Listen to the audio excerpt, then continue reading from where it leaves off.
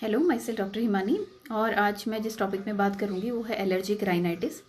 तो क्योंकि आजकल पॉलन ग्रेन्स का सीज़न चल रहा है और लोगों को एलर्जी कुछ लोगों को जो सेंसिटिव होते हैं उनको एलर्जी के सिम्टम्स इस समय काफ़ी ज़्यादा हो जाते हैं। तो दो तरह की एलर्जी होती है, एक तो है सीजनल जो कि आजकल जब ये पॉलन ज़्यादा होते हैं उस टाइम पे होती है। दूसरी होती है पेरिनियल जो पूरे साल चलती है और ये डस्ट माइट्स डैंडर या इस तरह की काफ़ी चीज़ों से लोगों को एलर्जी हो जाती है।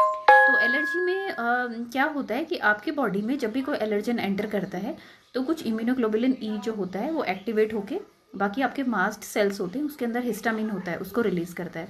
तो ये जो केमिकल होता है इसकी वजह से आपको ये सब एलर्जी के सिम्टम्स आते हैं, जैसे नाक से पानी आना, आँखों से पानी, छींकें आना, नेज़ल ब्लॉकेज। तो ये कुछ लोगों में तो माइल्ड होते हैं सिम्टम, कुछ लोगों में बहुत सीवियर हो जाते हैं, तो उनकी डे टू डे एक्टिविटीज़ काफ़ी अफेक्ट होती हैं।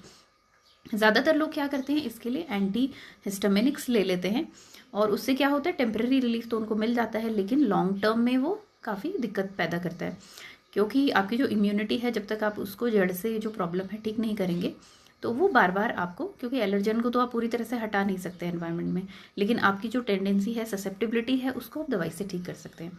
तो होम्योपैथी की कुछ ऐसी मेडिसिन है जो वंडरफुल हैं एलर्जी के केसेस में, जो काफ़ी लोग नहीं जानते हैं।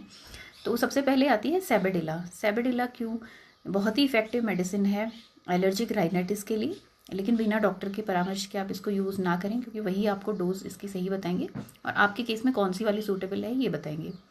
दूसरी आती है अरेलिया। अरेलिया में भी इसी तरह के सिम्टम होते हैं, स्नीजिंग, एलर्जी, नाक से पानी, आँख से पानी आना, सांस लेने में दिक्कत।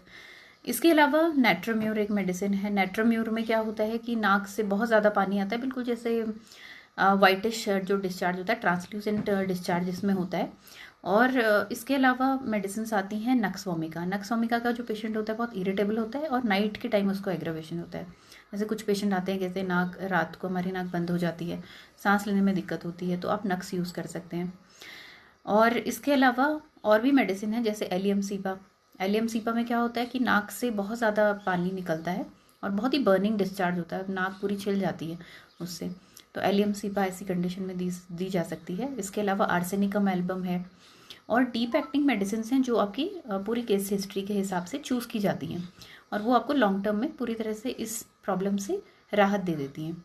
तो जब भी आपको एलर्जी या अगर इस तरह की कोई दिक्कत है तो आप होम्योपैथी मेडिसिन यूज़ करें, क्योंकि 100% नेचुरल है, कोई इनका साइड इफ़ेक्ट नहीं है, ना ही कोई हैबिट फॉर्मेशन है।